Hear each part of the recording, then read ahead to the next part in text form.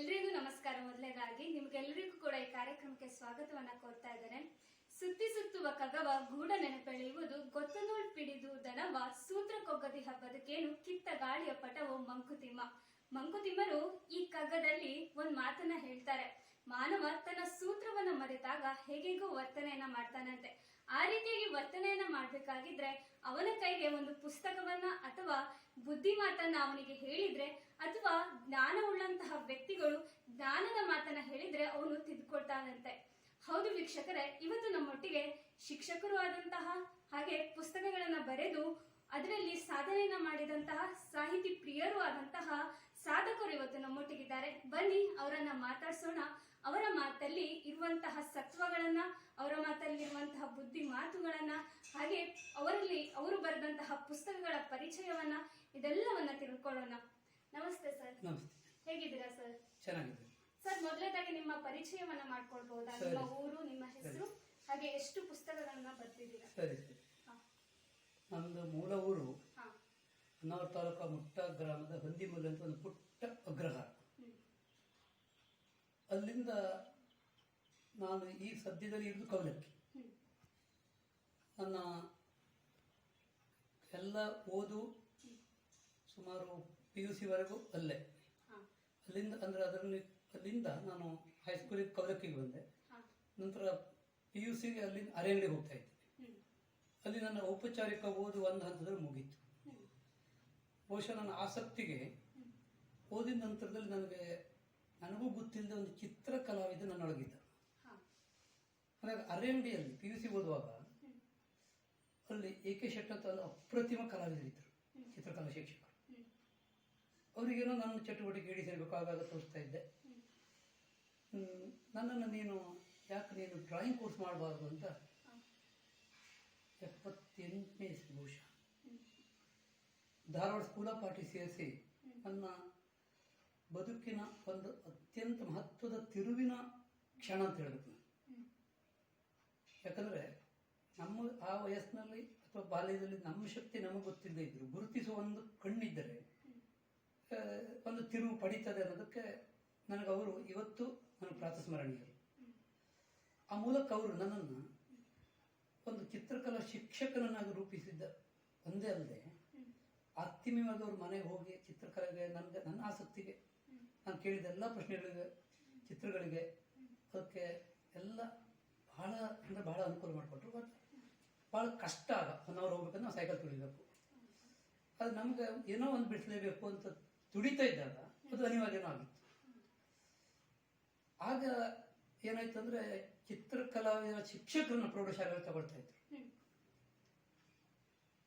ನಾನು ನನ್ನ ಕ್ಲಾಸ್ಮೇಟ್ ಒಬ್ಬರು ನೀಲ್ಕೊಂಡವ್ರು MK ಅಂತ, ನಾವಿಬ್ರು ಹುದ್ದೆ ಹುಡುಕೊಂಡು KGF ಹೋದ್ವಿ. ಅಲ್ಲೂ 1.5 ವರ್ಷ ಕೆಲಸ ಮಾಡಿದೆ. ನಾನು ಬಹಳ ದಿನ ವೇಟ್ ಮಾಡಲಿಲ್ಲ, ಕಲ್ತು ಮುಗಿದು ಕೂಡ ಉದ್ಯೋಗ ಸಿಕ್ಕಿದಂತ ಹೇಳ್ಬೋದು.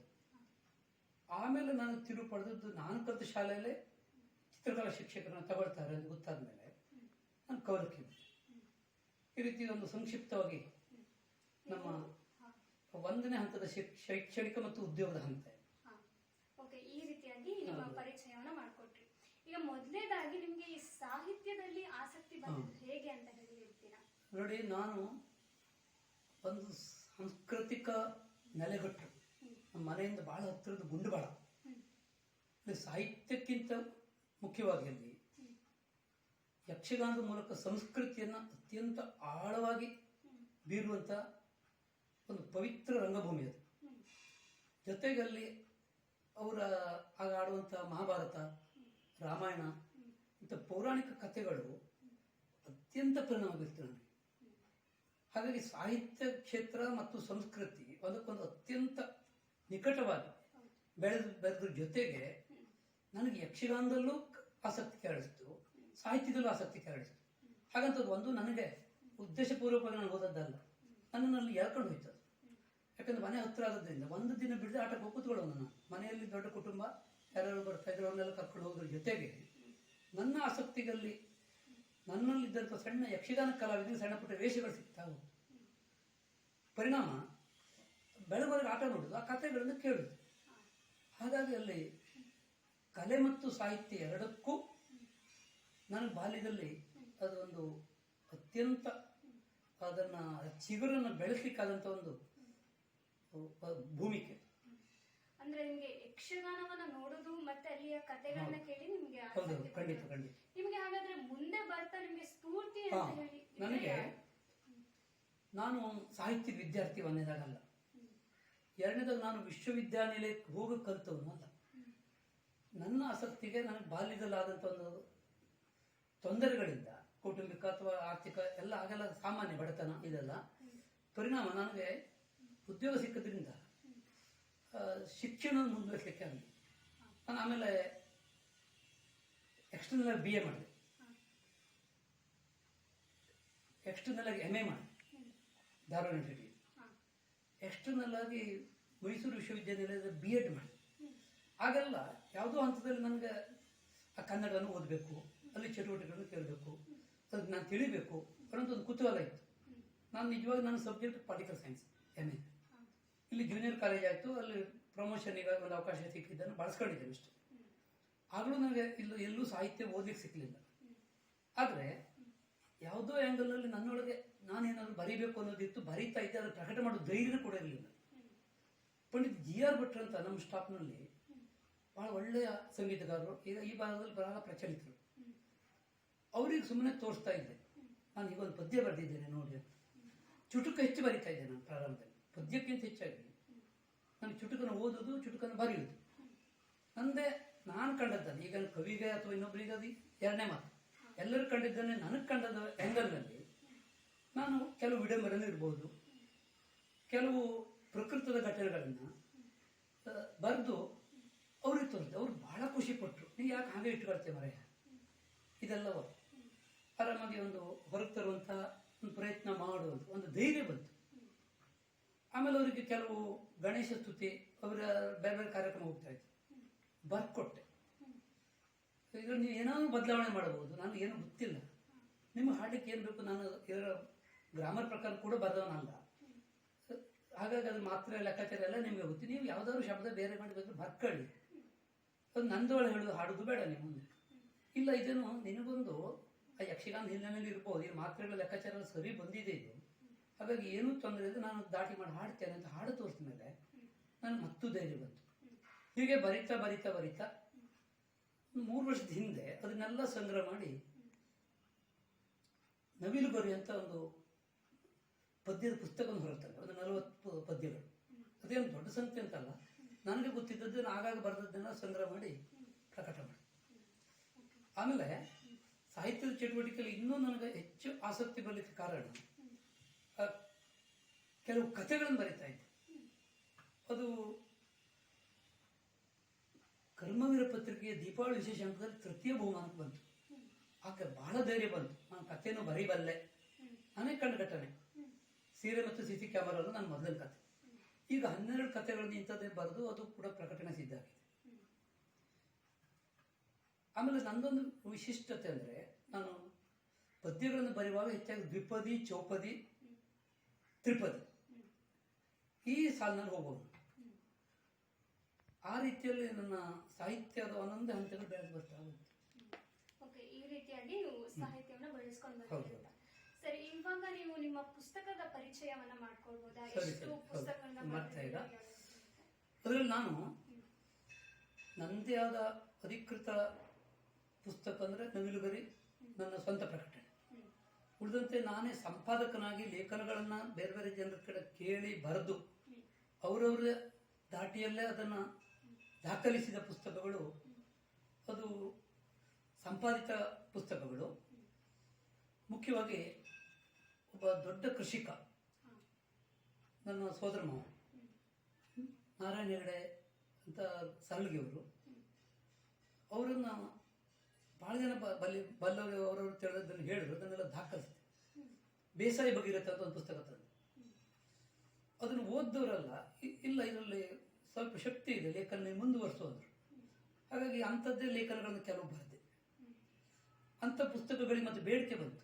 ಈಗ ನನ್ನ 6ನೇ ಪುಸ್ತಕ ಸಿದ್ಧ ಆಗ್ತಾ ಇದೆ. ಪಂಡಿತ್ G.R. ಭಟ್ರು ತೀರೋದ್ಮೇಲೆ ಅವ್ರ ಮೊಮ್ಮಗ ಮಹೇಶ್ ಹೆಗಡೆ ನನಗೆ ಬಹಳ, ನೀವು ಬರೀಲೇಬೇಕು G.R. ಭಟ್ರ ಬಗೆಗೆ. ಅವ್ರ ಅಜ್ಜ ಇನ್ನೊಬ್ರು ಇದ್ರು, ಅಮ್ಮನವ್ರ ಮನೆ ವಿಶ್ವೇಶ್ವರ ಭಟ್ರು ಅಂತ, ಅವರಿಬ್ಬರ ಬಗ್ಗೆ 2 ಪುಸ್ತಕ ತಂದೆ, ಒಂದು ದಾನರತ್ನ ಮತ್ತು ಸಾಮರತ್ನ ಅಂತ.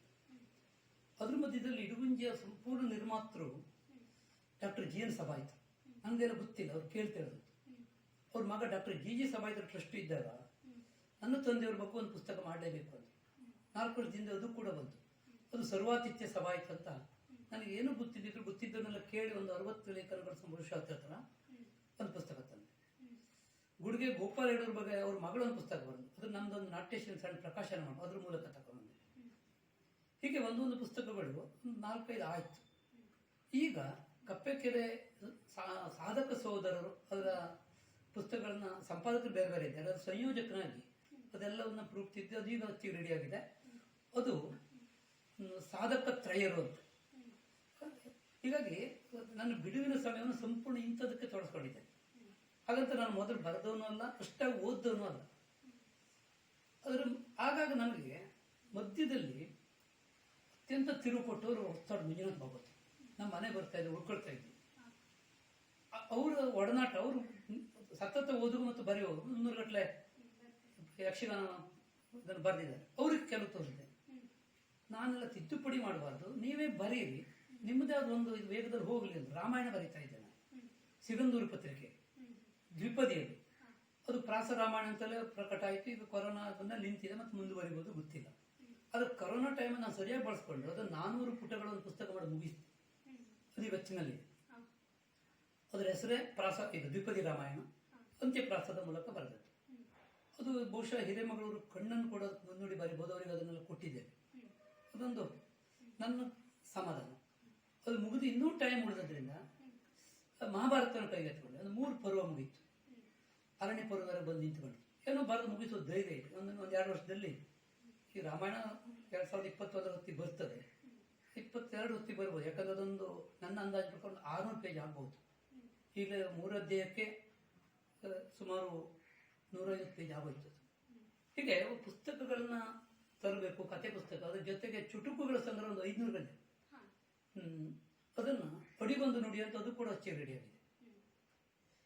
ಒಟ್ಟಾರೆ ನನ್ನ ಇತಿಮಿತಿಯಲ್ಲಿ, ನನ್ನ ಓದಿನಲ್ಲಿ ಅದಕ್ಕಿಂತ ಹೆಚ್ಚಾಗಿ ನಾನು ಕಂಡದ್ದು, ಕೇಳಿದ್ದು ಇದೆಲ್ಲ ಸಂಗ್ರಹ ಮಾಡಿ ಒಂದು ಅಧಿಕೃತ ಸಾಹಿತ್ಯ ಮಾಲೆಯಲ್ಲಿ ನನ್ನದೇ ಆದ ರೀತಿಯಲ್ಲಿ ಗುರುತಿಸ್ಕೊಂಡು ಬರೀತಾ ಇದ್ದೇನೆ. ಬಿಟ್ರೆ ನಾನು ಈ ಎಲ್ಲ ಈ ಸಾಲಲ್ಲಿ ಹೇಳ್ಕೊಡೋ ಧೈರ್ಯ ಇಲ್ಲ. ಸರಿ ಸರಿ, ಇವಾಗ ನೀವು ಪುಸ್ತಕವನ್ನ ಪ್ರಕಟಣೆ ಮಾಡ್ತೀರಾ ಅಂತ ಹೇಳಿದ್ರೆ ಜನರ ಪ್ರತಿಕ್ರಿಯೆ ಹೇಗೆ ಬರ್ತಾ ಇದೆ ನಿಮ್ಮ ಪುಸ್ತಕಗಳನ್ನ ಓದಿದಾಗ?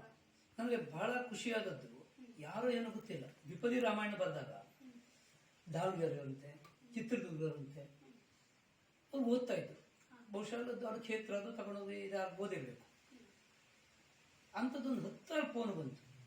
ಸ್ಥಳೀಯವಾಗಿ ಏನೋ ಅಲ್ಲ, ಹೊರಗಡೆಯಿಂದ ಬಂದಿತ್ತು. ಮತ್ತೆ ಅದರ ಫೋನ್ ನಂಬರ್ ಹಾಕಿದವರು, ಇಲ್ಲ ಸರ್ ನನಗೆ ಬಹಳ ಅನುಕೂಲ ಇತ್ತು, ನಮ್ಗೆ ಅದೇನೋ ಹಿತ ಆಗ್ತದೆ. ನಾನು ನನ್ನ ವಿಶೇಷತೆ ಅಂದರೆ ಅತ್ಯಂತ ಸರಳ ಭಾಷೆಯಲ್ಲಿ. ನನ್ನ ಉದ್ದೇಶ ಈ ಅತ್ಯಂತ ಕಠಿಣ ಮಾಡಿ ಓದಲಿಕ್ಕಾಗದೆ ಇರೋದು ಬದಲು ನಮ್ಗೆ ಗೊತ್ತಿದ್ರು ಕೂಡ ಜನರು ಮುಟ್ಬೇಕು. ಸಾಹಿತ್ಯ ದೊಡ್ಡ ಕೆಲಸ ಅದು. ಹಾಗಾಗಿ ಇನ್ನೂ ಸರಳ ಮಾಡ್ಲಿಕ್ಕೆ ಆಗದೇ ಇಲ್ಲ ಅನ್ನುವಷ್ಟರ ಮಟ್ಟಿಗೆ ನನ್ನ ಮಿತಿಯಲ್ಲಿ ಅದನ್ನು ಸರಳೀಕರಣಗೊಳಿಸಿ ಮತ್ತೆ ಹೆಚ್ಚು ಜನ ಇಷ್ಟಪಡೋದು ಪ್ರಾಸ.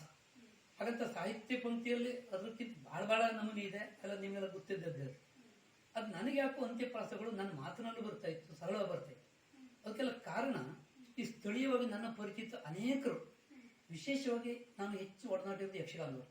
ಅವ್ರು ಬಹಳ ಅಂದ್ರೆ ಬಹಳ ಪ್ರೋತ್ಸಾಹ ಮಾಡಿದ್ರು. ಅದ್ರ ಮತ್ತೆ ಇನ್ನೊಂದು ಮಾತು ಹೇಳ್ಬೇಕು, ನಾನು ಮದುವೆಗೆ, ಮುಂಜಿಗೆ, ಅಥವಾ ಮನೆ ಗೃಹ ಪ್ರವೇಶಕ್ಕೆ, ಅಥವಾ ಯಾರಾದ್ರೂ ತೀರೋದ್ರೆ ನಾನು ಕಂಡಾಗ ಅವ್ರ ಚರಿತ್ರೆ ದ್ವಿಪದಿಯಲ್ಲಿ ಬರದೇ ಓದ್ತೇನೆ. ಬಿಟ್ರೆ ನಂದೊಂದು ಪ್ರತ್ಯೇಕ ಉಡುಗೊರೆ ಅವ್ರಿಗೆ ತಲುಪಿಸ್ತೇನೆ. ನಾನು ಹೋಗದೇ ಇರಲಿ, ಅದು ಬಹಳ ಜನ ಮೆಚ್ಚಿಕೊಂಡ್ರು. ಹಾಗಾಗಿ ನಾನು ಪುಸ್ತಕ ಕೊಟ್ಟಲ್ಲೆಲ್ಲ, ಇಲ್ಲ ನಿನ್ನ ಕಡೆ ಶಕ್ತಿ ಇದೆ, ನೀನು ಸಾಹಿತ್ಯ ವಿದ್ಯಾರ್ಥಿ ಅಲ್ಲದೆ ಇಷ್ಟು ಮಾಡಿದ್ರೆ ಸಾಕೋಳು ಮಾತುಗಳು ಕೂಡ ಕೇಳಿದಂತ. ಜೊತೆಗೆ ರಾಘವೇಶ್ವರ ಬಗ್ಗೆ ಒಂದು CD ಬಿಡುಗಡೆ ಮಾಡಿದೆ, ಭಾವಭಾರತಿ ಅಂತ. ಅದು ಬಹಳ ಜನಪ್ರಿಯ ಆಯಿತು. 1000 CD ಹತ್ರ ಬಹುಶಃ ಖರ್ಚಾಯಿತು. ಅದು ಮತ್ತೆ ಯಾವ ಫಲಾಪೇಕ್ಷೆಯಿಂದ ಅಲ್ಲ, ಅವರ ಅವ್ರು ಬರುವುದನ್ನು ಗೊತ್ತಿದ್ದದ್ದನ್ನೆಲ್ಲ ನೋಟ್ ಮಾಡಿ ಅವ್ರ ಕೊಡುಗೆ ಇದೆಲ್ಲ. ಆ ಕಾಲಘಟ್ಟದಲ್ಲಿ ನಾನು ಕಂಡದ್ದನ್ನು ಒಂದು 10 ಪದ್ಯದಲ್ಲಿ ಅವ್ರಿಗೆ GR ಭಟ್ ರಾಗ ಸಂಯೋಜನೆ, ಒಳ್ಳೊಳ್ಳೆ ಕಲಾವಿದರು ಹಾಡಿದ್ರು, ಒಂದು 5-6 ಜನ. ಹಾಗಾಗಿ ಅದು ಕೂಡ ನನ್ನ ಸಾಹಿತ್ಯದ ಒಂದು ಸೇರ್ಪಡೆಯಲ್ಲಿ ಒಂದು ಸಣ್ಣ ಮೈಲಿಗಲ್ಲು. ಈಗ ಚಟುವಟಿಕೆ ನಡೀತಾ ಇದೆ.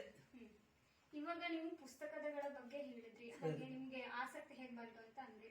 ನೀವೀಗ ಪುಸ್ತಕ ಪ್ರಕಟಣೆ ಮಾಡ್ಬೇಕಾದ್ರೆ ಇರ್ಬೋದು ಅಥವಾ ಬರಿಬೇಕಾದ್ರೆ ನಿಮ್ಗೆ ಏನಾದ್ರು ಸವಾಲಿತ್ತಾ? ಈಗ ನನಗೆ ಅಂಥದ್ದು ಏನೂ ಸವಾಲಿಲ್ಲ. ಸವಾಲು ಏನಂದ್ರೆ ಅವ್ರು ಹೆಸರು ಕೊಟ್ಟ ವ್ಯಕ್ತಿಗಳನ್ನ ಹುಡುಕಿ ಬರೆಯುವುದೇ ದೊಡ್ಡ ಸವಾಲು. ಆರ್ಥಿಕ ಸವಾಲಿಲ್ಲ, ಯಾಕಂದ್ರೆ ಅವ್ರ ಜವಾಬ್ದಾರಿ ಎಲ್ಲ ಬೇರೆ ಬೇರೆ ಜನ ಇದೆ. ಎರಡನೇ ಸವಾಲು ಕೃತಿದ್ದು. ಅದು ನಮ್ಮ ಕಣ್ಣು ತಪ್ಪಿಸಿ ಮುದ್ರಾ ರಾಕ್ಷಸ ಅಂತ ಇದೆ, ಬಹಳ ಕಷ್ಟದ ಕೆಲಸ ಅದು. ಅದೇ ದೊಡ್ಡ ಸವಾಲಾಗಿತ್ತು. ಬೆಳಿಗ್ಗೆ 5:30-6 ಗಂಟೆಗೆ ಎದ್ದು ಕೂತ್ಕೊಳ್ಳೋದು, ಅದ್ರಲ್ಲಿ ಹುಡುಕೋದು, ಮತ್ತೆ ಕರೆಕ್ಷನ್ ಮಾಡಿ ಕಂಪ್ಯೂಟರ್ ಕೊಡೋದು, ಇದು ನಡೀತಾ ಇತ್ತು. ಮತ್ತೆ ನನಗನ್ನಿಸ್ದಾಗೆ ಒಂದು ವ್ಯಕ್ತಿ ಚಿತ್ರವನ್ನ ಒಟ್ಟಾರೆ ಓದಿದ ಮೇಲೆ ಅವನ ಪರಿಪೂರ್ಣತೆ ನಮ್ಮ ಮಿತಿಯಲ್ಲಾದ್ರೂ ಜನರಿಗೆ ಮುಟ್ಟಬೇಕು. ಈಗ ನಾನು ಸಭಾಯಿತಲ್ಲಿ ಬರೆಯುವಾಗ ಸಿರ್ಸಿ, ಸಿದ್ದಾಪುರ, ಸಾಗರ, ಅವ್ರು ಎಲ್ಲೆಲ್ಲ ಆಗಿನ ಕಾಲದಲ್ಲಿ ಸೈಕಲಲ್ಲಿ ಓಡಾಡಿದ ಜಾಗ ಒಂದು ಬಿಡದೆ ಹುಡುಕಿ ಬರ್ದಿದ್ದೇನೆ. ಅದೊಂದು ಸಣ್ಣ ಸವಾಲು. ಅಂದ್ರೆ ಬರೀ ಫೋನ್ನಲ್ಲಿ ಇದು ಮಾಡಿದ್ರೆ ಚೆಂದ ಆಗೋದಿಲ್ಲ, ಅದು ಮತ್ತೆ ಪೂರ್ಣ ಆಗೋದಿಲ್ಲ. ಅವ್ರು ಏನೋ ಹೇಳ್ತಾರೆ. ಹಾಗಾಗಿ ಅದೊಂದು. ಮತ್ತು ನನಗೆ ಯಾಕೋ ಒಂದು ಕೈಗೆ ಎತ್ಕೊಂಡು ಮುಗಿಸ್ಲೇಬೇಕು ಅನ್ನೋ ಸಣ್ಣ ಹಠ. ಅದು ಬೆಳಗ್ಗೆ 5:30 ನಾನು ಅದೊಂದು ಅದೇ ಕಲ್ಪನೆ ಮಾಡುತ್ತೇನೆ, ಏನೋ ಗೊತ್ತಿಲ್ಲ ಅಂತೂ ಅಷ್ಟೊತ್ತಿಗೆ ಎದ್ದು ಅದನ್ನು ಮುಗಿಸ್ಲೇಬೇಕು. ಈ ಪದ್ಯಗಳು ಚುಟುಕುಗಳು ಹಾಗೆ ನನ್ನ ಕೈಯಲ್ಲಿ ಸಣ್ಣ ಪೇಪರ್ ಪೀಸ್ ಇರ್ತದೆ, ಅದನ್ನು ಕಿಸೆಲ್ ಇಟ್ಕೊಳ್ಳೋದು, ಪೆನ್ ಇಟ್ಕೊಳ್ಳೋದು, ಅದು ಕೊನೆ ಮಾಡ್ತಾ ಹೋಗ್ತದೆ ಆ ಸಾಲು. ಅದನ್ನ ಅಷ್ಟೊತ್ತಿಗೆ ಬರೆಯೋದು, ಆಮೇಲೆ ಬಂದು ಪೂರ್ತಿ ಮಾಡೋದು. ಅಂತ್ಯಪ್ರಸಗಳು ವಾಕಿಂಗ್ ಹೋದಾಗಿರ್ಬೋದು, ಎಷ್ಟೊತ್ತೊತ್ತಿಗೆ ಇರ್ಬೋದು, ಅದನ್ನು ನೋಟ್ ಮಾಡ್ಕೊಳ್ತೇನೆ. ಹಾಗಾಗಿ ಒಂದು ಸ್ಲಿಪ್ಪು ನೋಟ್ ಯಾವಾಗಲೂ ನನ್ನ ಜೊತೆ. ಸರಿ, ಇವಾಗ ನಾವು ಮಾಮೂಲಿ ನೋಡಿರ್ತೀವಿ ಏನಂದ್ರೆ ಸಾಹಿತಿಗಳು ಹಲವಾರು ರೀತಿಯಾದಂತಹ ಸಾಹಿತ್ಯವನ್ನ ಇಷ್ಟಪಡ್ತಾರೆ. ಸೊ ನಿಮಗೆ ಯಾವ ಸಾಹಿತ್ಯ ಅಂದ್ರೆ ಇಷ್ಟ? ನೀವೊಬ್ರು ಸಾಹಿತಿಯಾಗಿ ನಿಮ್ಗೆ ಯಾವ ಸಾಹಿತ್ಯ ಅಂದ್ರೆ ಇಷ್ಟ? ಸರಿ, ನನಗೆ ನನ್ನ ಒಂದು ರೀತಿ ವ್ಯಕ್ತಿತ್ವಕ್ಕೆ ಅಂತ ಹೇಳಬೇಕಾ ಗೊತ್ತಿಲ್ಲ, ನನಗೆ ಕಲೆ ಮತ್ತು ಸಂಸ್ಕೃತಿನ ಬಿಡದೇ ಬದುಕುದು ನಾನು. ನನಗೆ ಉಳಿದ ಇದಕ್ಕಿಂತ ನನ್ನ ವೃತ್ತಿ ನಿಜವಾಗಿ ಶಿಕ್ಷಕ ವೃತ್ತಿ ಆದರೂ ಈಗ ಯಾಕೋ ಆ ಕಡೆ ಸೆಳೆತ ಹೆಚ್ಚು. ಯಾಕೆ ಹೇಳ್ತೇನೆಂದ್ರೆ, ನಾನು ಹೆಚ್ಚೆಚ್ಚು ಯಕ್ಷಗಾನದ ಒಡನಾಟ ಅಂತ ಹೇಳಿದ್ರೆ, ಜೊತೆಗೆ ನಾನು ಸಣ್ಣ ಮಟ್ಟದಲ್ಲಿ ಕುಣಿತ ಕಲಿತು ನಾನು ಯಾಕೆ ಚಿಟ್ಟಾಣಿಯವ್ರ ಜೊತೆ ವೇಷ ಮಾಡಬಾರ್ದು, ಇನ್ನೊಬ್ಬರ ಜೊತೆ ಮಾಡಬಾರ್ದು ಅನ್ನೋದು ಯಾವಾಗಲೂ ಇದು ಕನಸುಗಳು. ಅಂಥವ್ರ ಒಡನಾಟ, ಬಹಳ ಆತ್ಮೀಯ ಒಡನಾಟದಲ್ಲಿ ಬಹಳ ಕಡೆ ಓಡಾಡಿದೆ. ಇನ್ನೊಂದು ಮಾತು ಹೇಳ್ಬೇಕು, ನಾನು 94-95 ವೃತ್ತಿ ಇರಬೇಕು, 94 ವರ್ಷ ಸಾಕ್ಷರತಾ ಅಭಿಯಾನ ನಡೀತಾ ಇತ್ತು. ಆಗ ಅದರ ಪ್ರಚಾರಕ್ಕೆ ಒಂದು ವೇದಿಕೆ ಬೇಕಾಗಿತ್ತು. ನನಗನ್ನಿಸ್ತು ಯಕ್ಷಗಾನವನ್ನು ಯಾಕೆ ಬಳಸ್ಕೊಳ್ಬಾರ್ದು ಅಂತ. ಆಗ ದಕ್ಷಿಣ ಕನ್ನಡದವರೊಬ್ಬರು ಸುಬ್ರಾಯ ಕಾಮತಂತ್ರರು AC ಇದ್ರು. ಅವ್ರು ಹೇಳಿದ್ರು, ನೀವು ಯಕ್ಷಗಾನವನ್ನು ಮಾಧ್ಯಮ ಮಾಡಿದ್ರೆ ನಾನು ಶಿವರಾಮ್ ಕಾರಂತರು ಕರ್ಕೊಬರ್ತಾರೆ ಅಂದ್ರು. ನನಗೆ ಅಪ್ಪ ಶಿವರಾಮ್ ಕಾರಂತರು ಅಂತ ನಮ್ಮ ಪರಿಚಯಿಸ್ತಾರೆ, ಯಾಕೆ ಕಳ್ಕೊಳ್ಬೇಕು ಅಂತೇಳಿ ನಾನೇ ನನಗೆ ತಿಳಿದ ದಾಟಿಲಿ ಯಾವ್ಯಾವುದೋ ಯಕ್ಷಗಾನ ಪದ್ಯಗಳನ್ನ ಹಾಕಿ ಅಕ್ಷರ ವಿಜಯ ಅಂತ ಬರೆದೆ. ಅದು ಕಾರಂತರು ಆಟ ನೋಡಿದ್ರು, ಭಾಳ ಹೊತ್ತು ನೋಡಲಿಲ್ಲ, ಅವ್ರಿಗೆ ಏಜ್ ಆಗ್ಬಿಟ್ಟಿತ್ತ. ಸ್ವಲ್ಪ ಹೊತ್ತು ನೋಡಿದ್ರು, ಕೊನೆಗೆ ನಮ್ಮನ್ನೆಲ್ಲ ಕರೆದು ಒಳ್ಳೆ ಮಾಧ್ಯಮ ಬಳಸಬೇಡಿ ಅವ್ರದ್ದೇ ದಾಟಿಯಲ್ಲಿ ಗತ್ತಿನಲ್ಲಿ ಹೇಳಿದ್ರು. ಅವ್ರು ಹೇಳಿದ್ರು ಇಂಥ ಬಾರ್ದದ್ದು, ಅವ್ರದ್ದು ಸಂಘಟನೆ ಮಾಡೋ ಕಲಾವಿದರೆಲ್ಲ. ಆಮೇಲೆ ನಾವು ಅದಕ್ಕೆ ಸರಿಯಾದ ಸಂಸ್ಕಾರ ಮಾಡಿ ಒಂದು 50 ಗಂಟೆ ಪ್ರಯೋಗ ಮಾಡಿ ಅದು DC ಅವರೆಲ್ಲ ನೋಡಿ, ಅದು ಕೊನೆಗೆ ದೆಹಲಿ ದೂರದರ್ಶನದಲ್ಲಿ, ಕೊನೆಗೆ ದೆಹಲಿ ಅಂತಾರಾಷ್ಟ್ರೀಯ ಸಾಕ್ಷರತಾ ಉತ್ಸವದಲ್ಲೆಲ್ಲ ನಾವು ಪಾಲ್ಗೊಂಡಿದ್ದೇವೆ. ಅದು ಬೇರೆ. ಆದರೆ ಆ ನನ್ನ ಸಣ್ಣ ಹೆಜ್ಜೆ ಒಂದು ಹೆಗ್ಗುರುತಾಯ್ತು ಮುಂದೆ. ಆಮೇಲೆ ಅವರೇ 2004ಕ್ಕೆ ಮುಖ್ಯ ಕಾರ್ಯನಿರ್ವಹಣಾಧಿಕಾರಿಯಾಗಿ ಬಂದರು ಕಾರವಾರ. ನಾನು ಹುಡುಕೊಂಡು ಕೌಲಕ್ಕಿ ಬಂದ್ಬಿಟ್ರು. ಹೇಳಿದರೆ ಈಗ ಚುನಾವಣೆ ಬಂದಿದೆ, ಹೌದು ನನಗೆ ಮರ್ತೋಗಿತ್ತು ಸಾಕ್ಷರತೆ ಕಾರ್ಯಕ್ರಮ. ಅದೇ ತರ ಈ ಚುನಾವಣೆಗೆ ಪ್ರಚಾರಕ್ಕೂ ಅಂತದನ್ನು ಮಾಡಿ ಅಂತ. ಆಗ ಮತ್ತೆ ಜಾಗೃತಾಗಿ ಪ್ರಜಾರಾಜ್ಯ ವಿಜಯ ಅಂತ ಮತ್ತೊಂದು ಬರ್ತದೆ. ಅದು ಪ್ರೋಗ್ರಾಮ್ ಆದದ್ದು ಎರಡೇ, ಆದ್ರೆ ಅತ್ಯಂತ ಜನಪ್ರಿಯ ಆಯ್ತು. ಯಾಕಂದ್ರೆ ಅದು ಚಿಟ್ಟಾಣಿ ಭಾಗವಹಿಸ, ಚಿಟ್ಟಾಣಿಗೆ ಆಗಷ್ಟೇ ಪದ್ಮಶ್ರೀ ಬಂದಿತ್ತು. ಪ್ರಜೆಗಳು ಯಾಕೆ ಓಟ್ ಹಾಕಬೇಕು, ಯಾಕೆ ದುಡ್ಡಿಗೆ ಬಲಿಯಾಗಬಾರ್ದು, ಸಾಮಾಜಿಕ ಅದನ್ನು ಪೌರಾಣಿಕ ಕಲ್ಪನೆ ಬರೆದು ಬಹಳ ಯಶಸ್ವಿ ಆಯ್ತದು. ಒಂದು ಕಾರವಾರ ಬೀಚ್ನಲ್ಲಿ, ಮತ್ತೊಂದು ಮುರುಡೇಶ್ವರ ಬೀಚ್ನಲ್ಲಿ. ಹೀಗಾಗಿ ನನಗೆ ನನ್ನ ಚಟುವಟಿಕೆಗಳಿಗೊಂದು ಸಣ್ಣ ಮಾನ್ಯತೆ, ರೆಕಗ್ನೇಷನ್ ಸಿಗ್ತದೆ ಅನ್ನೋದು ಖಾತ್ರಿ ಆಗ್ತಾ ಆಗ್ತಾ ಎಲ್ಲೆಲ್ಲೋ ಬಂತು ನಿಮ್ಮ ಪ್ರಶ್ನೆಗೂ ನನ್ನ ಉತ್ತರಕ್ಕೂ. ಆ, ಅಲ್ಲೊಂದು ಗುರುತಿಸ್ಕೊಳ್ಳಿಕ್ಕೆ ಮತ್ತೆ ಈಗ ದೊಡ್ಡ ದೊಡ್ಡ ಇವ್ರ ಮಟ್ಟದಲ್ಲಿ ನಮ್ಮ ಸಾಹಿತ್ಯನ ಕೆಲಸ ಮಾಡ್ತದೆ ಅನ್ನೋದು ಖಾತ್ರಿ ಆದ್ಮೇಲೆ ನನಗೊಂದು ಧೈರ್ಯ ಬಂತು. ಆಮೇಲೆ ನೀವು ಕೇಳಿದಂಗೆ ನಾನು ಇಷ್ಟಪಡೋದು ದ್ವಿಪದಿ. ದ್ವಿಪದಿ ಯಾಕೋ ನನಗೆ ಅನಾಯಾಸ ಬರ್ತದೆ. ನಾನು ತಾಳ್ಮದ್ಲ ಅರ್ಥ ಹೇಳ್ತಾ ಇದ್ದೆ. ಆಗ ಕೇಳಿದವರೆಲ್ಲ ಹೇಳ್ತಾ ಇದ್ರು, ನೀನು ನಿರ್ಗಳ ಮರ ಪ್ರಾಸಪದ್ಯ ಹೆಂಗೆ ಕೂಡಿಸ್ತೆ ಅಂತ. ಅದು ನನಗೂ ಗೊತ್ತಿಲ್ಲ, ನಾನೇನದು ಬಹಳ ಕಷ್ಟಪಟ್ಟು ಓದ್ದವನಲ್ಲ. ಆದ್ರೆ ನನ್ನ ಮಾತುಗಳಲ್ಲಿ ಅದು ಒಂಥರ ಹಾಸೋಕ್ಕಾಗಿ ಆ ದ್ವಿಪದಿನೇ ಮುಕ್ತಾಯ ಆಗ್ತಾ ಇತ್ತು. ಅದು ಅವರು ಗುರ್ತ ಮಾಡಿ ಹೇಳಿದ್ರು, ಇದು ಇನ್ನೊಂದು ಬೇರೆ ಶೈಲಿ ಮಾರಿ ಅದು.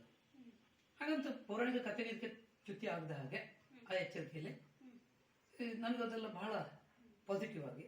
ಅಂದ್ರೆ ನನಗೆ ಈ ನಿರಂತರವಾಗಿ ಬರೆಯೋದಕ್ಕಿಂತ ಈ ಪದ್ಯಗಳು, ಚುಟುಕು ಮತ್ತು ದ್ವಿಪದಿ ಬಹಳ ಇಷ್ಟ. ದ್ವಿಪದಿ, ಚೌಪದಿ ಹೆಚ್ಚಂದ್ರೆ. ಹಾಗಂತ ಎಲ್ಲ ಚೌಪದಿಗಳನ್ನ ಸೇರಿಸಿದ್ರೆ ಒಂದೇ ಮಾಲೆ ಬರುವಂತಿದ್ರೆ ನಾನೊಂದು ಪದ್ಯ ಮಾಡಿರ್ತೇನೆ ನಾನು ಅಷ್ಟೇ. ಈ ಗಣಪತಿ ಬಗ್ಗೆ 4 ಬೇರೆ ಬೇರೆ ಚೌಪದಿ ಬರೆದ್ರೆ ಅದೆಲ್ಲ ಸೇರಿಸಿ ಗಣಪತಿ ಭಜನೆನ ಪದ್ಯನ ಆಗ್ತದೆ, ಭಾವಗೀತನ ಬರ್ತದೆ ಕೆಲವು. ಆದ್ರೆ ಅದಕ್ಕೆ ನನಗನ್ಸುದು ನಮ್ಮ ಅಧ್ಯಯನ ಅದ್ರ ಜೊತೆಗೆ ಹೋಗ್ಬೇಕು. ಬರೀ ಬರೆಯೋದಕ್ಕಿಂತ ನಮ್ಮ ಅಧ್ಯಯನ ಜೊತೆಗಿದ್ರೆ ನಮ್ಮ ಸಾಹಿತ್ಯ ಚಟುವಟಿಕೆ, ನಮ್ಮ ಆಸಕ್ತಿ ಸ್ವಲ್ಪ ಕೆರಳಬಹುದು, ಬೇರೆ ಬೇರೆ ಮಾರ್ಗಗಳು ತೆರ್ಕೊಳ್ಬಹುದು, ಮತ್ತೆ ತೆರ್ಕೊಳ್ಬೇಕು. ಸೊ ಈ ರೀತಿಯಾಗಿ ಆ ಸಾಹಿತ್ಯ ಅಂದ್ರೆ ಇಷ್ಟ. ಆ ಸಾಹಿತ್ಯ ಆ ರೀತಿಯಲ್ಲಿ ಇಷ್ಟ. ಸರಿ ಸರಿ, ಇಷ್ಟೊತ್ತು ನೀವು ಸಾಹಿತ್ಯದ ಬಗ್ಗೆ ತಿಳಿಸ್ಕೊಟ್ರಿ, ನೀವು ಹೇಗೆ ಬಂದ್ರಿ ಅಂತ. ಇವಾಗ ಸ್ವಲ್ಪ ನಿಮ್ಮ ಯಕ್ಷಗಾನದ ಬಗ್ಗೆ ನೀವು ಇವಾಗ ಹೇಳ್ತಾ ಬಂದ್ರಿ, ನಾನು ಯಕ್ಷಗಾನ ಕಲ್ತ್ಕೊಂಡೆ, ನೋಡಿ ನೋಡಿ ಕಲ್ತಿದ್ದು ಅಂತ. ಸೊ ನೀವು ಯಕ್ಷಗಾನವನ್ನ ಕುಣಿತೀರಾ ಅಂತ ಹೇಳಿ ಗೊತ್ತಾಯ್ತು. ಸೊ ಇದ್ರ ಬಗ್ಗೆ ಏನ್ ಹೇಳ್ತೀರಾ, ಹೇಗೆ ಕಲ್ತ್ರಿ ಅಥವಾ ಹೇಗೆ? ನಾನು ಆಗ ಪ್ರಾರಂಭದಲ್ಲಿ ಹೇಳಿದೆ, ನಾನು ಗುಂಡ್ವಾಳ ಇದಕ್ಕೊಂದು ತಿರುವನ್ನು ಕೊಟ್ಟಂತ ಪ್ರದೇಶ ಅಂತ. ಬಹುಶಃ ನನಗೆ ಎಷ್ಟು ವರ್ಷ ಅಂತ ಕೂಡ ನೆನಪಿಲ್ಲ, 7-8 ವರ್ಷ ಇರ್ಬೋದು. ಅಂದ್ರೆ ಸಮಾಜ ಆಟಕ್ಕೆ ಹೋಗುವಂತ ವಯಸ್ಸು. ಆಗ್ಲಿಂದ ದಿನ ಆಟಕ್ಕೆ ಹೋಗುವ ನಾನು. ಆಗ ದುಂದಿ ಬೆಳಕು ತುಡಿತ ಮನೆಗೆ ಹೋಗ್ತಾ ಇರ್ಬೇಕು. ಯಾರೋ 2 ಜನ ಸಿಗ್ತಾರೆ. ನಮ್ಮ ಮನೇಲಿ ಅದು ಕಾಡೆ ತಡೆ ಮಾಡೋರಿಲ್ಲ. ಆಗ ಶಿಕ್ಷಣ ಕೊಟ್ಟು ಮಾತ್ರ ಕೊಡ್ತಾವ್ರಿಲ್ಲ. ಬೆಳಿಗ್ಗೆ ಎದ್ದು ಆಮೇಲೆ ಕನ್ನಡ ಶಾಲೆಗೆ ಹೋದ್ರಾಯ್ತು. ಪುಣ್ಯಕ್ಕೆ ಆಗಿನ ಕಾಲದಲ್ಲಿ 2 ತಿಂಗಳ ಆಟ ಮತ್ತೆ ಏಪ್ರಿಲ್ ಮೇದಲ್ಲಿ ಹೆಚ್ಚಾಗಿ ಸಿಗ್ತಾ ಇತ್ತು. ಹಾಗಾಗಿ ಈ ಶೈಕ್ಷಣಿಕವಾಗಿ ಅಂತ ತೊಂದರೆ ಕೊಟ್ಟದ್ದಲ್ಲ. ಮತ್ತೆ ಅತಿ ಆಸಕ್ತಿ, ಅದು ಯಾಕೆ ಗೊತ್ತಿಲ್ಲ. ಅದು ದಿನ ಸೌಂಡ್ ಕೇಳಿದ ಕೂಡಲೇ ಹೋಗ್ಲೇಬೇಕು. ಅದು ಎಳ್ಕೊಂಡು ಹೋಗ್ತದೆ ಅಲ್ಲಿ. ಆಗ ಹೋಗ್ತಾ ಹೋಗ್ತಾ ಚೌಕಿ ಮನೆಗೆ ಕೂತ್ಕೊಳ್ಳೋದು, ಬಣ್ಣ ಎಲ್ಲ ಹೆಂಗೆ ಕಟ್ತಾರೆ ಅಂತ ನೋಡುದು, ಇದು ಮಾಡೋದು.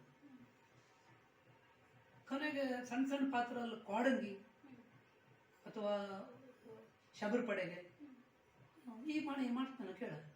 ಈಗ ಹೇಳಿದ್ಕೊಳ್ಳೆ ನಮಗೆ ಇದ್ದಕ್ಕಿದ್ದಂತೆ ಪ್ರೋತ್ಸಾಹ. ನಾ ಒಂದೊಂದು ಪಾತ್ರ ಕೊಡ್ತಾ ಬಂದರು.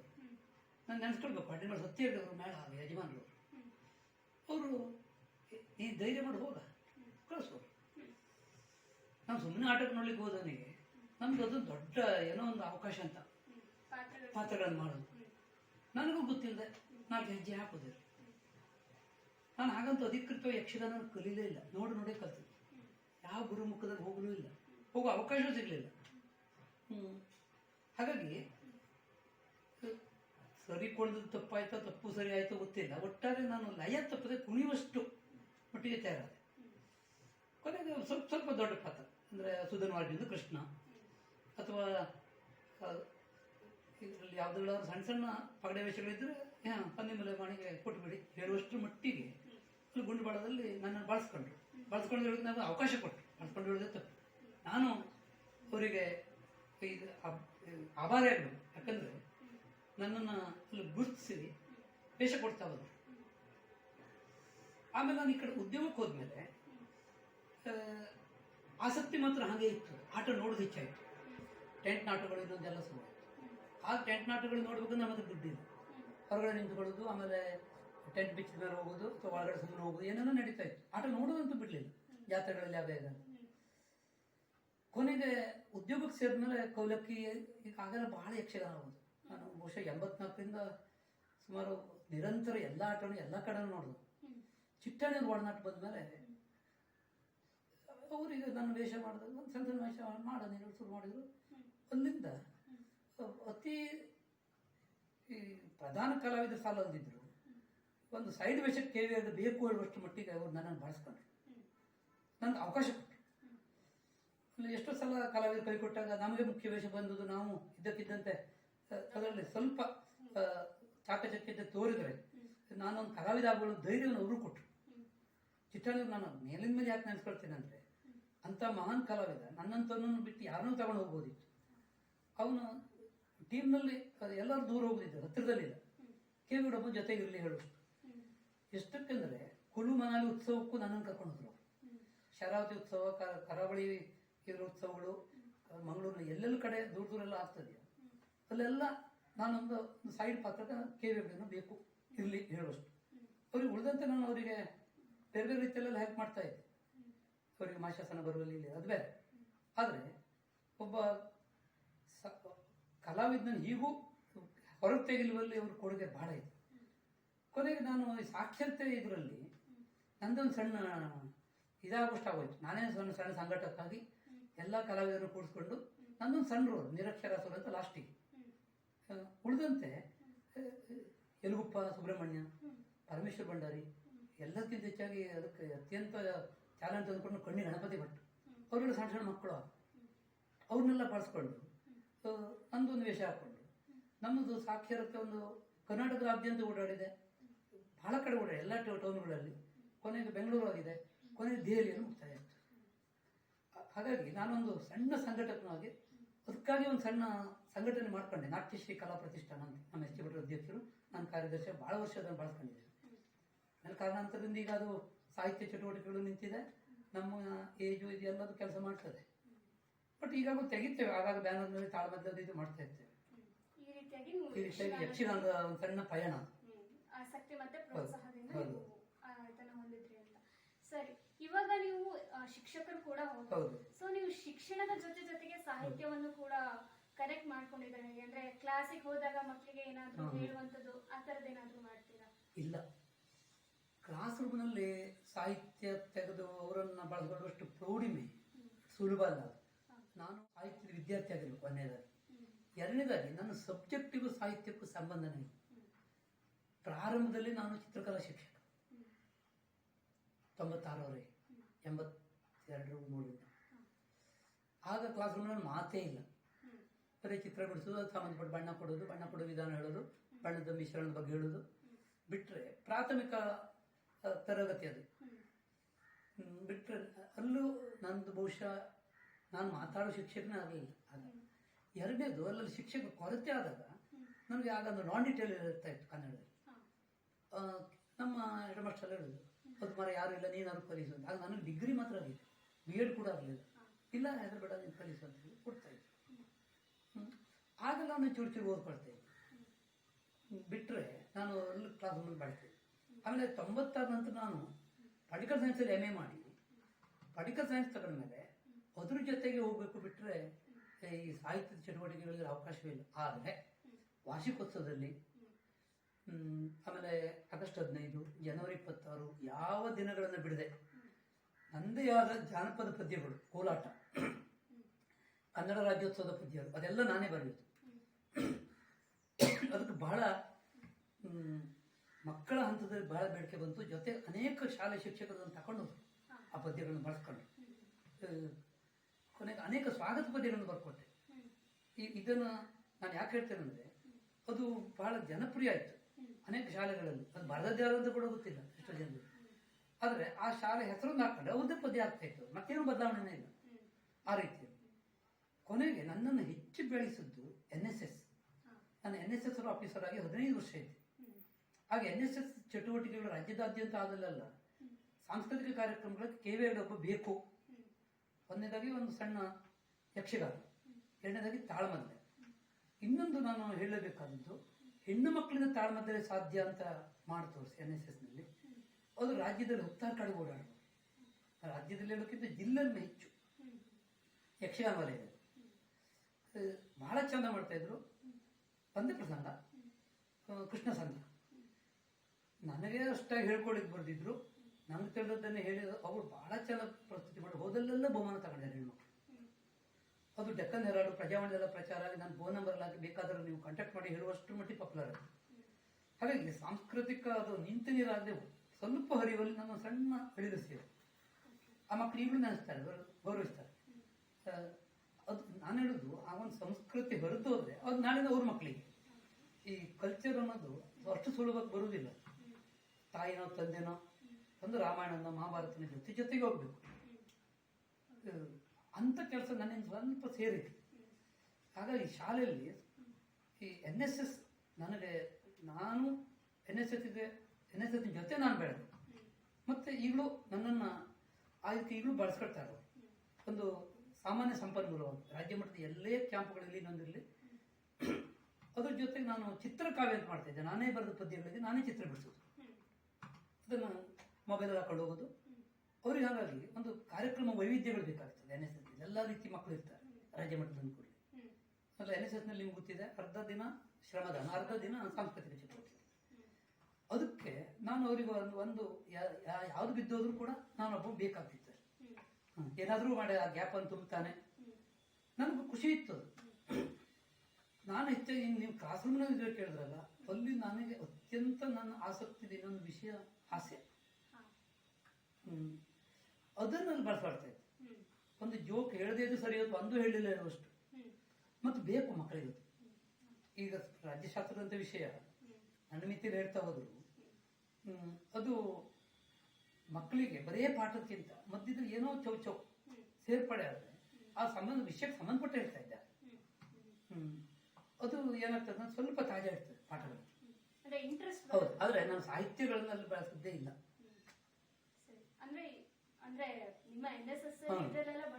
ಹೌದು, ಖಂಡಿತ ಸಾಹಿತ್ಯ ಚಟುವಟಿಕೆಗಳು ಬಳಸ್ಕೊಂಡಿದ್ದೀನಿ. ಇದನ್ನ ಯಾವುದು ಇವಾಗ ನೀವು ಈ ಸಾಹಿತ್ಯವನ್ನ ಇವಾಗ ಮಾತ್ರ ಪ್ರಾರಂಭ ಮಾಡಿದವ್ರು ಇರ್ತಾರೆ, ಅಥವಾ ಸಾಹಿತ್ಯದಲ್ಲಿ ಮಾತ್ರ ಬರವಣಿಗೆನ ಮಾಡ್ಲಿಕ್ಕೆ ಸ್ಟಾರ್ಟ್ ಮಾಡಿರ್ತಾರೆ. ಅಂತವರಿಗೆ ಯಾವ ರೀತಿಯ ಪ್ರೋತ್ಸಾಹದ ಮಾತನ್ನ ಹೇಳಲಿಕ್ಕೆ ಇಷ್ಟಪಡ್ತೀರಾ? ನಾನೇ ಇನ್ನೂ ಒಂದು ಸಣ್ಣ ವಿದ್ಯಾರ್ಥಿ. ಯಾಕಂದ್ರೆ ನಾನು ಸಾಹಿತ್ಯ ಚಟುವಟಿಕೆಗೆ ತೊಡಗಿದ್ದೇ ನನ್ನ ಹೆಚ್ಚು ಕಮ್ಮಿ 45 ವರ್ಷದ ನಂತರ. ಒಂದು 15 ವರ್ಷದ ಬೆಳವಣಿಗೆ ಅಷ್ಟೇ ಜರ್ನಿ. ಹಾಗಾಗಿ ಏನೋ ಒಂದು ನನ್ನ ಮಿತಿಯಲ್ಲಿ ಹೇಳೋದಾದ್ರೆ, ಯಾಕಂದ್ರೆ ನಾನು ಯಾವುದೇ ಸಾಹಿತ್ಯಗಳ ಒಡನಾಟದಿಂದ ಬಂದವನಲ್ಲ, ಸಾಹಿತ್ಯ ವಿದ್ಯಾರ್ಥಿ ಅಂತೂ ಅಲ್ಲದನ್ನು ಮೊದಲೇ ಹೇಳಿದೆ. ನಾನು ಒಂದಿಷ್ಟು ಪುಸ್ತಕಗಳನ್ನು ಸಂಗ್ರಹ ಮಾಡಿ ಓದ್ತಾ ಇದ್ದೆ. ಅದರೊಳಗೆ ನನ್ನ ಆಸಕ್ತಿ ಹೆಚ್ಚು ಪೌರಾಣಿಕ. ವಿವೇಕಾನಂದ ಚರಿತ್ರೆಗಳು ಇನ್ನೊಂದು ಸ್ವಲ್ಪ ನನಗೇನೋ ಬಹಳ ಎತ್ತರದ ಸ್ತರವನ್ನ ಕೊಡ್ತಾ ಹೋಗ್ತದೆ ಅವರ ಪುಸ್ತಕಗಳು, ಅವ್ರದ್ದು ಪ್ರಕಟಣೆಗಳು. ಕೊನೆಗೆ ಆದಷ್ಟು ಪತ್ರಿಕೆಗಳ ಸಾಂಸ್ಕೃತಿಕ ಪುರವಣಿ ಬಹಳ ದೊಡ್ಡ ಓದದಿದ್ರು ಅಂಥದ್ದೆಲ್ಲ ಓದ್ಕೊಳ್ತಾ ಇದ್ದೆ. ಹಾಗಾಗಿ ನಾನು ನೀವು ಹೇಳ್ದಂಗೆ ಒಂದು ಸಂದೇಶ ಹೇಳೋದಂದ್ರೆ, ಯಾರು ನಿಮ್ಮ ಆ ಜರ್ನಿಯಲ್ಲಿ ಹೋಗ್ಬೇಕಂತ ಇಷ್ಟಪಡ್ತೀರ ನೀವು ಓದಬೇಕು, ಬರಿಬೇಕು. ನಾನೊಂದ್ಸಲ ಮೈಸೂರಿಗೆ ಯಾಕೆ ಹೇಳ್ತಾ ಇದ್ದೇನೆಂದ್ರೆ, 15 ವರ್ಷ ಹಿಂದೆ ಹೋದಾಗ CPK ಅಂತ ದೊಡ್ಡ ಸಾಹಿತ್ಯಗಳಿದ್ವಿ. ನಮ್ದೊಂದು ಪದ್ಯಗಳ ವಾಚನ ಇತ್ತು.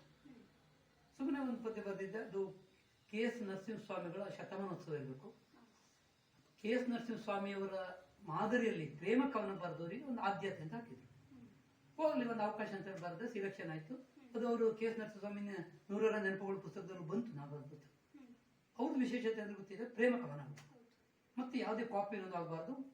ಅದರಲ್ಲಿ 30 ಆಯ್ಕೆ ಮಾಡೋದು ಪದ್ಯ ಇದೆ. ಮೊದಲ 30 ನಂದು ಬಂದಿದೆ. ಅವಳ ಕಂಡಾಗ ಅಂತ ಒಂದು ಬರೆದೆ. ಅದು ಅವ್ರಿಗೆ ಹಿಡಿಸ್ತು. ಕೊನೆಗೆ CPK ಅವರು ಕರೆದು ಹೇಳಿದ್ರು, ನಾವು ಹೆಗ್ಡೆ ಇಂಥ ಪದ್ಯವನ್ನೇ ನಿರೀಕ್ಷೆ ಮಾಡಿ ಆಯ್ಕೆ ಮಾಡ್ಕೊಂಡಿದ್ದೇವೆ, ಬರ್ದದ್ದೆಲ್ಲ ಕವನ ಆಗೋದಿಲ್ಲ. ಕೊನೆಗೆ ಆ ಸಭೆಯಲ್ಲಿ ಮಾತಾಡೋ ಒಂದು ಸೂಚನೆ ಕೊಟ್ಟರು. ನನಗೂ ಹೇಳ್ದಂಗೆ ಕಾಣ್ತು. ಯಾರೇ ಬರೀರಿ 5 ವರ್ಷ ಪ್ರಕಟ ಮಾಡಬೇಡಿ, ಆಮೇಲೆ ನಿಮ್ಮ ಸಾಹಿತ್ಯವನ್ನು ನೀವೇ ತಿದ್ದುತ್ತೀರಿ ಅಂದ್ರು. ಅದು ನಾನು ಈಗಲೂ ನನಗೆ ಕಾಡುವುದೇ. ನಾನು ರಾಮಾಯಣವನ್ನು ಈಗಲೂ ಮತ್ತೆ ನಾನು ಬರ್ದನ್ನು ಯಾಕೆ ಓದ್ತೇನೆ. ಇದು 3ನೇ ವರ್ಷ ನಾನು ಬರೀಕ್ ಶುರು ಮಾಡಿ. ಆ CPK ಅವ್ರ ಮತ್ತೆ ನಾನು ಈಗಲೂ ಎಚ್ಚರ ಆಗ್ತದೆ. ಅದು ನನಗೆ ಉಳಿದವರಿಗೂ ಸರಿ ಅನ್ನೋ ಕಾಣ್ತದೆ. ನೀವು ಬರೀರಿ, ಅದರ ಇಡೀ ಕಾಲ ಏನು ಎಲ್ಲಿಗೂ ಮುಗಿದೋಗುದಿಲ್ಲ. ಮತ್ತೆ ಇದೊಂದು ದೊಡ್ಡ ಸಮುದ್ರ. ಹಾಗಾಗಿ ಇಲ್ಲಿ ಸೇರುವುದೇ ಬಹಳ ಕಷ್ಟ, ತೆರೆ ಬಿಸಾಕ್ಬಿಡ್ತದೆ. ಆದ್ರೆ ಅದ್ರ ಒಳಗಡೆ ಹೋದ್ಮೇಲೆ ಒಳ ತಗೊಳ್ತದೆ. ಮತ್ತೆ ಅವಕಾಶಕ್ಕಾಗಿ ನಾವು ಕಾಯಲೇಬಾರದು. ಅವಕಾಶ ಬಂದ್ರು ಬರ್ದೇ ಇದ್ರಿಲ್ಲ, ಪತ್ರಿಕೆಗಳಿಗೆ ಕಳಿಸ್ತಾ ಇದ್ದೆ. ನಾನು ನನ್ನ ಮೊದಲನೇ ಕತೆ ಬಂದ ಮೇಲೆ ಮತ್ತೆ 5 ಕತೆ ಕಳಿಸಿದೆ, ಒಂದು ಪ್ರಕಟ ಆಗಲಿಲ್ಲ. ಆಮೇಲೆ ಲಹರಿ ಅಂತ ತಮಿಳುನಾಡು ಒಂದು ಪತ್ರಿಕೆ ಕಳಿಸಿದೆ, ಅದು ಪ್ರಕಟ ಆಯ್ತು ಒಂದು ಕತೆ. ಚೆನ್ನೈನಲ್ಲಿ ರಾಜ್ಯ ಮಟ್ಟದ 36 ಕತೆ ಆಯ್ಕೆ ನಂದೊಂದಾಯ್ತು. ಅದು ಭವಾನಿ ಬಂಜೆಯಲ್ಲ ಅಂತ ಒಂದು ಬರ್ತದೆ. ಆಮೇಲೆ ಬೆಂಗಳೂರು ಒಂದು ಸಂಘಟನೆಯವ್ರದ್ದು ಒಂದು ಇದನ್ನು ಕೇಳಿದ್ರು, ಅಲ್ಲೊಂದು ಕತೆ ಕಳಿಸ್ದೆ, ಅದು ಪ್ರಕಟ ಆಯ್ತು. ಆಗ ಪ್ರಕಟ ಆಗಲಿ ಆಗದವ್ರು ತಲೆ ಕೆಡಿಸ್ಕೊಳ್ಬಾರ್ದು. ಸಾಹಿತ್ಯಕ್ಕೆ ಕಾಲಿಡುವವರು ಅದು ನಮಗೊಂದು ಒಂದು ಅಷ್ಟೊತ್ತು ಬರೆದ್ನಲ್ಲ, ಅದು ಬರೆದದ್ದೊಂದು ಸಮಾಧಾನ. ಜೊತೆಗೆ ಯಾವಾಗಾದ್ರೂ ಅದ್ರ ತಿದ್ದುಪಡಿ ನಾವೇ ಮಾಡ್ಬೋದು. ಇದು ಬಹಳ ತಪ್ಪೋಗಿದೆ, ಇದಕ್ಕೆ ಈ ಪ್ಯಾರ ಚಂದ ಆಗೋದಿಲ್ಲ, ನಾನೇ ಓದಬೇಕು ಮೇಲಿನ ಮೇಲೆ. ಯಾಕಂದ್ರೆ ಒಂದೊಂಥರ ಕುತೂಹಲ ಕೆಲಸದ ಕಥೆನೇ ಅಲ್ಲ. ಪದ್ಯನು ಯಾವ್ದೋ ಒಂದು ಸಂದೇಶ ಕೊಡ್ಬೇಕು. ನಂದೇ ಎಷ್ಟು ಪದ್ಯ ಅಂತದ್ದು ಯಾರು ಸಂದೇಶನೇ ಇರುವುದಿಲ್ಲ. ಈ ಹೂವು ಏನ್ ಸಂದೇಶ ಕೊಡ್ತದೆ ನನ್ನ ಹತ್ರ ಅಳಿಲಿಕ್ಕಾಗಲಿಲ್ಲ. ಆಮೇಲೆ ಅದೊಂದು ಮುಂಜಾನೆ ಸಂದೇಶ ಕೊಡ್ತೇನೆ ಅಂತ ಹೇಳಿ ನಾನು ಹೂವನ್ನು ಒಂದು ಪದ್ಯವನ್ನು ಪ್ರಕಟ ಮಾಡಿದೆ. ಅಲ್ಲಿವರೆಗೆ ಹಂಗೆ ಇಟ್ಟೆ. ನನಗೆ ಅನಿಸ್ತಿತ್ತು ಇದೆಂತ ಬರದೆ ನಾನು ಹೂವನ್ನು ವರ್ಣನೆ ಬಹಳ ಜನ ಮಾಡ್ತಾರೆ. ಆದ್ರೆ ಸಮಾಜಕ್ಕೂ ಇನ್ನೊಂದು ಅದರಿಂದ ಒಂದು ಸಣ್ಣ ಈಗ ಪಂಚಂತೂ ಆಗುದಿಲ್ಲ, ಆಗ್ಲೇಬೇಕು. ಆಗಲಿಲ್ಲದೆ ಕನಿಷ್ಠ 2 ಸಲ ಓದಿದ್ರಾರು ಇಂಥದ್ದೊಂದು ಮಾರಲ್ ಅಥವಾ ಒಂದು ಸಂದೇಶ ಅದರಿಂದ ಹೋಗದೆ ಇದ್ರೆ ಏನು ಪ್ರಯೋಜನ ಇಲ್ಲ. ನಾನು ಬರೀ ಮುಂಜಾನೆ ಮೇಲೆ 35 ಚುಟುಕು ಬರೆದೆ. ಆದ್ರೆ 35 ಬಹಳ ಆಸೆ. ಯಾಕಂದ್ರೆ ಬೆಳಿಗ್ಗೆ ನಾನು ಶುಭೋದಯ ಕಳಿಸೋದು ನಾನೇ ಬರೆಯೋದು, ನಾನೇ ಹಾಕೋದು. ಅದರಲ್ಲಿ ಈಗ ನನ್ನ ಅಡಿಗೊಂದು ನುಡಿ ಪುಸ್ತಕದಲ್ಲಿ ಬರ್ತದೆ. ಕಾರಣ ಹಾಗಾಗಿ ನೀವು ಹೊಸಕ್ಕೆ ಅದಕ್ಕೆ ಪದಾರ್ಪಣೆ ಮಾಡಿ ಹೆಚ್ಚೆಚ್ಚು ಜನ ಮಾಡಬೇಕು. ಯಾಕಂದ್ರೆ ಕ್ಷೇತ್ರ ಬಡವಾಗ್ತಾ ಇದೆ ಈ ಮಾಧ್ಯಮಗಳ ದಾಳಿಯಲ್ಲಿ. ಈ ನಾಳೆ ಎಷ್ಟೋ ಕಾಲ ಮೇಲೆ ಮತ್ತೆ ತೆರೆದುಕೊಳ್ಬಹುದು. ಈಗ ಪ್ರಕಟಣೆ ಮಾಡೋದು ಓದೋದಿಲ್ಲ, ನನಗೂ ಗೊತ್ತಿದೆ. ಅದನ್ನು ಪ್ರಕಟಣೆ ಮಾಡದೇ ಬಿಡೋದಿಲ್ಲ. ಯಾರು ಹಿಡಿದು ಪ್ರಯೋಜಕರು ಮಾಡಿ ನನಗೆ ದುಡ್ಡು ಬೇಡ, ಅದು ಪ್ರಕಟ ಆಗಬೇಕು, ಜನರಿಗೆ ಮುಟ್ಟಬೇಕು. ಈ ಪ್ರಕಟಣೆ ಪ್ರಿಂಟ್ ಮಾಡಿ ಮನೇಲಿ ಇಟ್ಕೊಂಡು ಎಂತ ಮಾಡುವ? ಅದು ಈಗಿರೋ ದೊಡ್ಡ ಸಮಸ್ಯೆ. ನಾನು ಅದಕ್ಕೆ ಅನೇಕರಿಗೆ ಹೇಳಿದ್ದೇನೆ, ನಾನು ಬರೆದದ್ದನ್ನು ನೀವು ಮಿನಿಮಮ್ ರೇಟ್ ಕೊಡಿ, ನಾನು 1 ಪೈಸೆ ಲಾಭ ಬೇಡ. ನೀವು ಉಡುಗೊರೆ ಕೊಡಿ, ಮನೆ ಬಂದು ನೆನಪಿನ ಕಾಣಕ್ಕೆ ಕೊಡಿ. ಅದು ಒಟ್ಟಾರೆ ಹಂಚೋಗಿ. ನೀವು 1,000 ಕೊಟ್ಟರೆ ನಾನು 5 ರಾಮಾಯಣ ಕೊಟ್ಟೆ ಅಂತ ತಿಳ್ಕೊಳ್ಳಿ. ಅದು ನೀವು 5 ಜನರಿಗೆ ಹಂಚಿ, ಅಥವಾ ನೀವು ಮತ್ತೆ ಹೆಚ್ಚು ಬೇಕಾದ್ರೆ ಹೆಚ್ಚು ತಗೊಳ್ಳಿ. ನಾನು 10 ಕಡಿಮೆ ಕೊಡ್ತೇನೆ. ನನಗೆ ಯಾಕಂದ್ರೆ ಅದು ಪುಸ್ತಕ ಮನೇಲಿ ಇಟ್ಕೊಳ್ಳಿ ಮಾಡಿದ್ದಲ್ಲ, ನಾನು ಅದ್ರ ಲಾಭನೂ ಬೇಡ. ಹಾಗೆ ನನ್ನ ಧನ್ಯತೆ ಅಷ್ಟೇ. ಹಾಗಾಗಿ ಈ ಸಾಹಿತ್ಯಕ್ಕೆ ಇನ್ನೊಂದಲ್ಲ, ಅದು ಲಾಭ ನಷ್ಟದ ವ್ಯವಹಾರ ಅಲ್ಲ, ಅದು ನಮ್ಮ ಒಂದು ಸಮಾಧಾನ. ಮೊದಲನೇದಾಗಿ ನಮ್ಮ ಸಮಾಧಾನಕ್ಕೆ ಬರೆಯೋದು. ಎರಡನೇದು ಜನರಿಗೆ ತಲುಪಬೇಕು. ಈಗ ಯಾವುದೋ ಎಲ್ಲೋ ಓದದ್ದು ಅವನಿಗೆ ಎಲ್ಲೋ ಒಂದ್ಸಲ ಕ್ಲಿಕ್ ಆದ್ರೂ ತನ್ನ ತಿರುವಿಗೆ ಇದೊಂದು ಕಾರಣ ಅಂತ ಅನಿಸಿದ್ದು ನಮ್ಮ ಕೆಲಸ ಆದಾನೆ. ಹಾಗಾಗಿ ಬರಿತಾ ಇರಿ. ಪ್ರಕಟ ಮಾಡುವಾಗ ಸಾಕಷ್ಟು ಆಲೋಚನೆ ಮಾಡಿ. ಯಾರೋ ಹೇಳ್ತಾರೆ, ಯಾರೋ ಹೊಗಳ್ತಾರೆ, ಶಾಲೋದಿಸ್ತಾರೆ, ವೇದಿಕೆ ಕೊಡ್ತಾರೆ ಅನ್ನೋ ಹೋಗುವಾಗ ನನ್ನನ್ನು ನಾನು ಪ್ರಶ್ನೆ ಮಾಡ್ಕೊಳ್ಬೇಕು, ನಾನು ಈಗ ಹೋಗ್ಬಹುದಾ? ಆ ಧೈರ್ಯ ನನ್ನ ಆತ್ಮಸಾಕ್ಷಿ ಒಪ್ಪಿದ್ರೆ ನಾನು ಹೋಗ್ಬೇಕು. ಹಾಗಂತ ಹೋಗ್ಲೇಬಾರ್ದು ಅಂತಲ್ಲ, ಸುಮ್ಮನೆ ಕೂತ್ಕೊಂಡಿರೋದಲ್ಲ. ಅಲ್ಲಿ ನನ್ನ ಸ್ಥಾನ ಎಷ್ಟು ಸ್ಥಾಪನೆ ಆಗುವವರೆಗೂ ಹೋಗದೇ ಇರೋದು ಒಳ್ಳೆಯದು. ಈಗ ಸಾಹಿತ್ಯ ಚಟುವಟಿಕೆಗಳಿಗೆ ನನ್ನನ್ನು ಅನೇಕ ಕಡೆ ಕರೆದೇನಿರ್ಬೋದು. ನಾನು ಸುಮ್ಮನೆ ಪ್ರೇಕ್ಷಕ್ಕಾಗಿ ಹೋಗೋದು ಬಿಡುದಿಲ್ಲ. ಎಷ್ಟು ಸಲ ಸಾಹಿತ್ಯ ಸಮ್ಮೇಳನಗಳಲ್ಲಿ ಒಂದು ಕವಿಗೋಷ್ಠಿ ನನ್ನ ಹಾಕ್ತೇನೆ, ನಾನು ಹಾಕ್ಬಿಡಿ ಅಂತ ಹೇಳ್ತೇನೆ, ಹೊಸಬ್ರಿಗೆ ಕೊಡಿ. ನಮ್ಗೆ ಎಲ್ಲ ಇದ್ದದ್ದೇ. ಕೊನೆಯವರು ಈಗ ನಾವು ತಾಲೂಕು ಸಾಹಿತ್ಯ ಸಮ್ಮೇಳನ ಒಂದು 20 ಜನರ ಇವರು ಹಂಚಿಕೊಳ್ತಾರಲ್ಲ, ಆಗೋದು ಬೇಡ. ಮಕ್ಕಳ ಸಾಹಿತ್ಯ ಸಮ್ಮೇಳನ ಮಾಡಿ, ಅವ್ರಿಗೊಂದು ಅವಕಾಶ ಕೊಡಿ.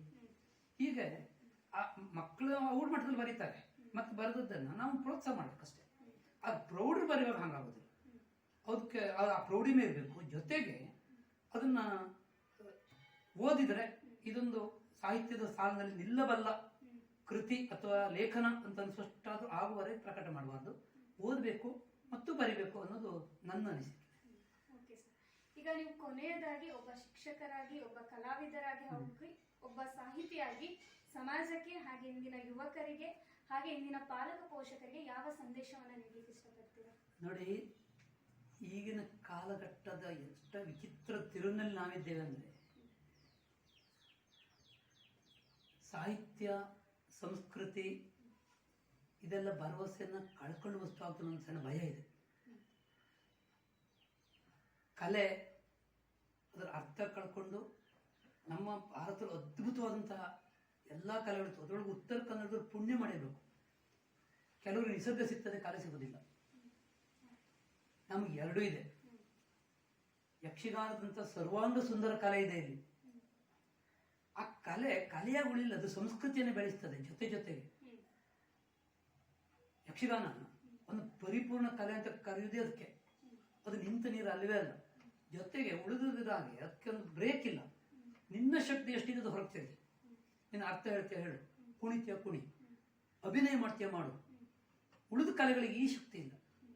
ಹಾಗಾಗಿ ಅಂತ ದೊಡ್ಡ ಕಲೆ ಇದ್ದ ಊರನ್ನು ನಾವು ಜನಿಸಿದ್ದು ನಮ್ಮ ಭಾಗ್ಯ. ಅದು ಸ್ವಲ್ಪ ಮಳೆಗಾಲ ಇನ್ನೊಂದು ಅದೆಲ್ಲ ಇರುವುದೇ ಪ್ರಕೃತಿ ದತ್ತವಾಗಿ. ಆದ್ರೆ ನಾವು ಅದನ್ನು ಸರಿಯಾಗಿ ನಾವು ಬಳಸ್ಕೊಂಡ್ರೆ ಮಳೆಗಾಲ ಮನೆ ಕೂತ್ಕೊಂಡು ಓದಿ ಯಾರು ಬೇಡ ಹೇಳೋದಿಲ್ಲ, ಬರೀರಿ. ಬೇಸಿಗೆಯಲ್ಲಿ ಉಳಿದ ಸೀಸನಲ್ಲಿ ಪ್ರಕೃತಿ ಮಧ್ಯೆ ಹೋಗಿ ಕೂತ್ಕೊಳ್ಳಿ, ಬರೀರಿ. ಎಲ್ಲಿ ಸಿಗ್ತದೆ? ನಾನು KGF ನಲ್ಲಿ ಕೆಲಸ ಮಾಡಿದಾಗ ನಾನು ಇಲ್ಲಿ ಬದುಕುವುದು ಅಂತ ಕಂಡೋಯ್ತು. ಡ್ರೈ ಏರಿಯಾ, ಅಲ್ಲಿ ಜನರುಗಡ್ಡೆ ಇಲ್ಲ. ನನ್ನ ಹತ್ರ ಆಗುದಿಲ್ಲ ಅಂತ ನಾನು ಓದ್ಕೊಂಡು ತೀರ್ಮಾನ ಮಾಡಿ ನನ್ನ ಜೊತೆಗೆ ಹೇಳ್ತೀನಿ, ನೀನು ಬೇಕಾದ್ರೆ ಇಲ್ಲಿ ಸೆಟ್ಲ್ ಆಗ, ನಾನು ಹೋಗುದಿಲ್ಲ, ನಾನು ಕೂಡ ಆಗುದಿಲ್ಲ. ನೌಕರಿ ಯಾರು ಬಿಡ್ತೀನಿ, ನಾನು ಕೂಡ ಆಗುದಿಲ್ಲ. ಯಾಕಂದ್ರೆ ನಾನೇನು ಪ್ರಕೃತಿ ಆರಾಧಕ ಅಂತ ಅಲ್ಲಿ ಮರಗಳೇನೂ ನೋಡ್ಲಿಲ್ಲ ನಾನು. ಮಳೆಗಾಲ ಇಲ್ಲಿ ಇಲ್ಲಿಂದ ಪತ್ರ ಹಾಕಿದ್ರೆ ಗೊತ್ತಾಗುತ್ತೆ. ಎರಡನೇದು, ಈಗಿನ ಮಾಧ್ಯಮಗಳು ಏನ್ ಮಾಡಿದೆ, ಎಲ್ಲರೂ ಸಂಕುಚಿತ ಭಾವನೆ ತಳ್ಳಿಬಿಟ್ಟಾರೆ. ನಿನಗೆ ಬೇಕಾದ ಆಸಕ್ತಿ ಇದೆ ನೀನು ಓದು, ನಿನಗೆ ಬೇಡ ಬಿಟ್ಟು ನೀನು ಏನು ಓದು ಏನು ಬಿಡೋದು ಅದು ಸೆಕೆಂಡರಿ. ಹಾಗಾಗಿ ಒಂದು ಕಾಲದಲ್ಲಿ ಕಲೆ ಮತ್ತು ಸಂಸ್ಕೃತಿ, ನಾಟಕ ಇದೇ ರಂಗಭೂಮಿ ಜೀವನದ ಅವಿಭಾಜ್ಯ ಅಂಗ ಆಗಿತ್ತು. ಈಗ ಅಲ್ಲ. ಈಗ ನಾನು ಭಯ ಅಂತ ಹೇಳಿದೆ ಅದಕ್ಕೆ. ಈಗ ಯಕ್ಷಗಾನ ಮೊದಲ ಕಾಲ ನಾವು ಬೆಳವರೆಗೆ ಕಣ್ಣು ಎವೆಕ್ಕದೆ ನೋಡುವ ಅನೇಕರನ್ನು ನಾನು ಒಬ್ಬ.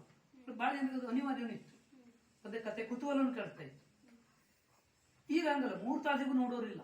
ಒಳ್ಳೊಳ್ಳೆ ಕಲಾವಿದರು ಬಂದ್ರು ನೋಡೋದಿಲ್ಲ. ನೀವೆಲ್ಲ ಬೇಕಾದ್ರೆ ಆಟ ಮಾಡಿ ನಾನು 500 ರೂಪಾಯಿ ಕೊಡ್ತಿರೋರು ಸಿಗ್ತಾರೆ. ಈಗ ಇದು ಬಹಳ ಅಪಾಯ ಇದು ಕಲೆಗೆ.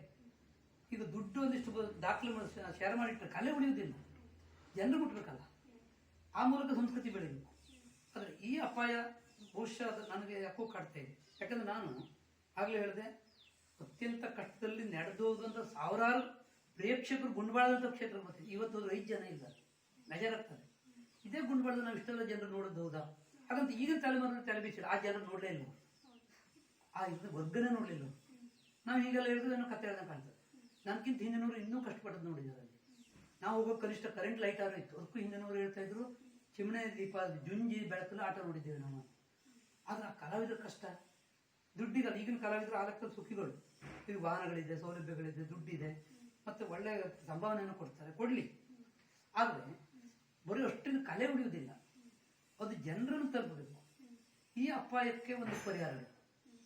ಎರಡನೇದು, ಈ ಕಲೆ ಮತ್ತು ಕಲಾವಿದ ಹೆಚ್ಚಾದಷ್ಟು, ನಮ್ಮ ಸಂಸ್ಕೃತಿ ಅಡಿಪಾಯ ಗಟ್ಟಿ ಆದಷ್ಟು ಈ ಮುಂದಿನ ತಲೆಮಾರಿಗೆ ಒಂದು ಬದುಕಿನ ವಿಧಾನ. ಈಗ ಒಂದು ಭ್ರಮೆ ಇತ್ತು, ಹಣ ಇದ್ರೆ ಬದುಕಬಹುದು ಅನ್ನೋದು, ಅದು ಸರ್ವಕಾಲಿಕ ಸುಳ್ಳು. ಯಾಕಂದ್ರೆ ಅವರಷ್ಟು ತಲೆ ಬಿಸಿಯಲ್ಲಿ ಇರೋರು ಯಾರೂ ಇಲ್ಲ. ಅವ್ರಿಗೆ ಬದುಕು ಮತ್ತು ಹಣವನ್ನು ಬೇರೆ ಮಾಡಿ ಇನ್ನೊಂದು ಮುಖ ಇದೆ ಅಂತ ಪರಿಚಯ ಮಾಡ್ತಿದ್ರು ಕಲೆ. ಒಂದು ಸಮಾಧಾನ ಬೇರೆ, ಬದುಕು ಬೇರೆ. ಸಮಾಧಾನ ಬದುಕು ನಾವು ಹುಡುಕೊಂಡು ಸಿಗುವುದಿಲ್ಲ, ಸಂತೆ ಸರ್ಕಂತೂ ಅಲ್ಲ ಅದು. ಅದರಿಂದ ಅದನ್ನ ನಾವು ಇಲ್ಲಿ ಕಂಡ್ಕೊಳ್ಬೇಕು ಅಂತ ನನ್ನ ಅನಿಸ್ತದೆ. ಯಾಕೆ ಅನಿಸ್ತದೆ ಅಂದ್ರೆ, ಇಂಥದ್ದೆಲ್ಲ ನಾನು ಎಲ್ಲಾ ರೀತಿ ಜನರು ಒಡನಾಟ ಮಾಡಿದ್ದೇನೆ. ಹಣ ಇದ್ದವ್ರು ಮಾಡಿದ್ದೇನೆ, ರೋಗಿಗಳು ಮಾಡಿದ್ದೇನೆ, ಇವ್ರದ್ದು ಮಾಡಿದ್ದೇನೆ. ಸಮಾಜ ಸಹಜವಾಗಿ ಕಾಣ್ತಾರೆ ಅವರು, ಬಡವರಿಗೆ ಗೊತ್ತಿದೆ, ಎಲ್ಲದೂ ಗೊತ್ತಿದೆ. ಆದ್ರೆ ಇದು ಯಾರಿಗೂ ನಾನು ಧನ್ಯನಾಗಿದ್ದೇನೆ, ನಾನು ಖುಷಿಯನ್ನು ಬದುಕ್ತಾ ಇದ್ದೇನೆ ಎಷ್ಟು ಜನ ಸಿಕ್ಕುವುದೇ ಇಲ್ಲ. ಹಾಗಾಗಿ ಅದರಲ್ಲಿ ಖುಷಿಯನ್ನು ಹುಡುಕು ತೆಗಿಬೇಕು. ಅಂತ ವಾತಾವರಣ ನಿರ್ಮಾಣ ಮಾಡುವಲ್ಲಿ ಯಕ್ಷಗಾನನೋ, ಭರತನಾಟ್ಯನೋ, ಸಂಗೀತನೋ ಅದ್ರ ಜೊತೆಗೆ ಬದುಕಿ ಅಂತ ಹೇಳ್ತೇನೆ ನಾನು. ಸ್ವಲ್ಪ ಬದಲಾಗಿ ಟಿವಿಯಿಂದ ಹೊರಗೆ ಬನ್ನಿ. ಆ ಧಾರಾವಾಹಿಗಳು ಇನ್ನೊಂದಲ್ಲ ಏನ್ ಮಾಡ್ತಾರೆ, ಬಹಳ ಸಂಕುಚಿತ ಮಾಡ್ತಾರೆ. ಮತ್ತೆ ಅವ್ರ ಹಣಕ್ಕಾಗಿ ಮಾಡ್ತಾರೆ ಅನ್ನೋದು ನಮಗಿನ್ನೂ ಗೊತ್ತಾಗಲಿಲ್ಲ. ಹಾಗಾಗಿ ಅದ್ರ ಮೂಲಕ ನಮ್ಮ ಬ್ರೈನಿಗೆ ಎಷ್ಟು ಪರಿಣಾಮ ಬೀರ್ತಾರೆ. ವಿಶೇಷವಾಗಿ ಧಾರಾವಾಹಿ, ಅದು ಒಂದು ಬಹುಶಃ ಒಳ್ಳೆಯ ಸಂದೇಶವನ್ನ ಯಾವ ಹಂತನೂ ಕೊಡ್ಲಿಲ್ಲ. ಏನು ಮುಕ್ತಾಯ ಕೊಡ್ತಾರಲ್ಲ ಗೊತ್ತಿಲ್ಲ. ಪ್ರತಿದಿನ ಏನಾದರೂ ಜಗಳ ಇನ್ನೊಂದೆಲ್ಲ ತಂದಿಟ್ಟು ನಾಳೆ ಕ್ಯೂರಿಯಾಸಿಟಿ ಮಾತ್ರ. ಅವರಿಗೆ ಮಾರ್ಕೆಟ್ ಆಗೋದು ಜಾಹೀರಾತಿನಲ್ಲಿ, ಅದು ನಮಗೆ ಗೊತ್ತಿಲ್ಲದೆ ಇದ್ದ ರೀತಿಯಲ್ಲಿ ಮುಚ್ಚಿಕೊಂಡು ಹೋಗ್ತಾ ಇರ್ತಾರೆ.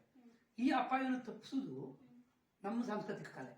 ಹಾಗೆ ಇದನ್ನು ಹೆಚ್ಚು ಪ್ರೋತ್ಸಾಹ ಮಾಡಿ ಇದ್ರ ಜೊತೆ ಹೋಗಿ ಅನ್ನೋದು ನಂದೊಂದು ಕಳಕಳಿ. Thank you sir. ಇಷ್ಟೊತ್ತು ಕೂತು ನಿಮ್ಮ ಈ ಏನು ಸವಿ ನುಡಿಗಳನ್ನ, ಹಾಗೆ ನಿಮ್ಮ ಅನುಭವಗಳನ್ನ, ಹಾಗೆ ಸಾಹಿತ್ಯಕ್ಕೆ ನೀವು ಕೊಟ್ಟಿರುವಂತಹ ಕೊಡುಗೆಗಳನ್ನ, ಎಲ್ಲ ವಿಚಾರವನ್ನ ಇವತ್ತು ನಮ್ಮೊಟ್ಟಿಗೆ ಹಂಚ್ಕೊಂಡಿದ್ದೀರಾ. ಧನ್ಯವಾದಗಳು.